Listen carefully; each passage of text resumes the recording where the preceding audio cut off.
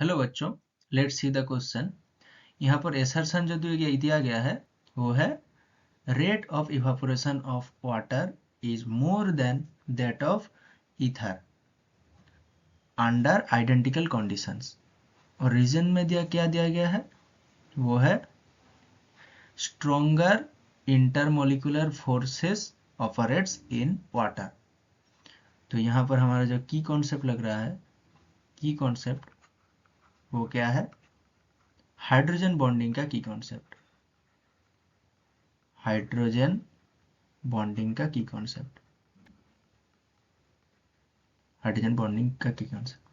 Hydrogen bonding कब होता है?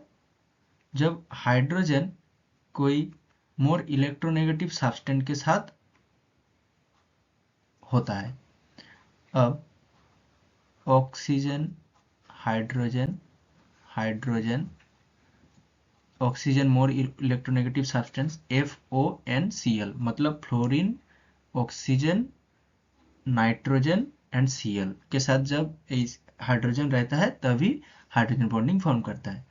तो यहाँ पर वो आ जाएगा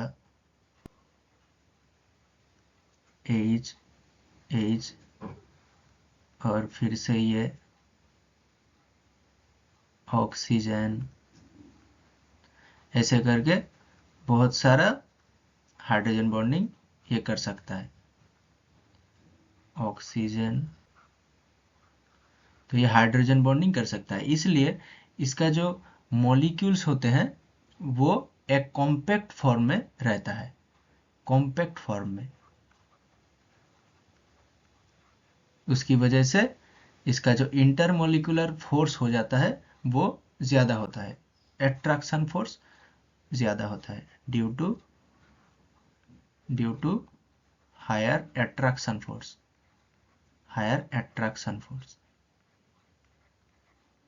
एट्रैक्शन फोर्स।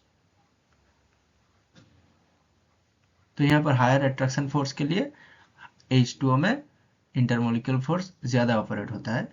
लेकिन जो हमारा ईथर है ROR,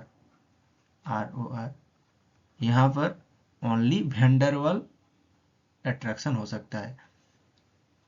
वो क्या है?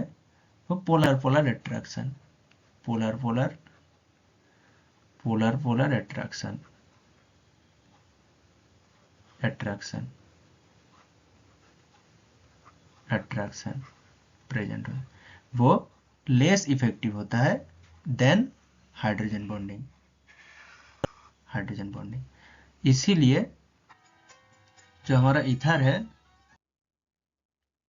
यहाँ पर जब इवापोरेशन की बात आती है तब क्या है? इवापोरेशन, तो यहाँ पर लिक्विड है, लिक्विड का सरफेस है। अगर ये मोर कॉम्पैक्ट हो जाएगा, मोर कॉम्पैक्ट हो जाएगा तो ये इवापोरेट नहीं करना चाहेगा। तो यहाँ पर more compact H2O less want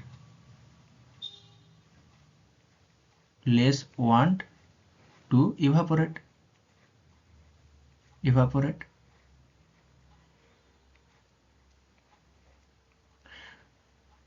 and जो हमारा less compact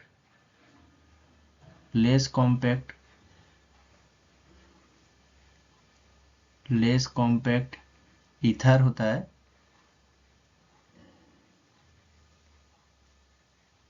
less compact ether more want to evaporate,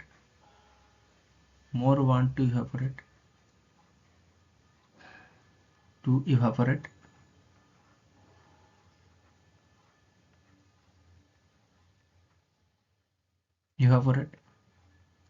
तो यहाँ पर जो हमारा की कॉन्सेप्ट है वो है हाइड्रोजन बॉन्डिंग।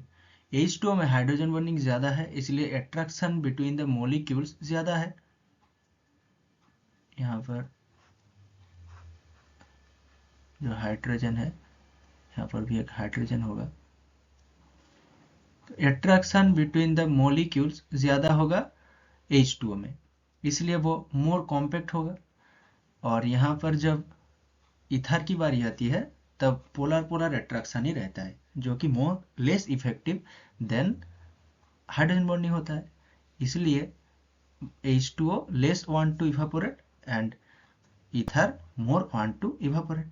तो यहाँ पर जो एसर्शन है वो इनकरेक्ट होगा, लेकिन जो रीजन है वो करेक्ट होगा। तो A इज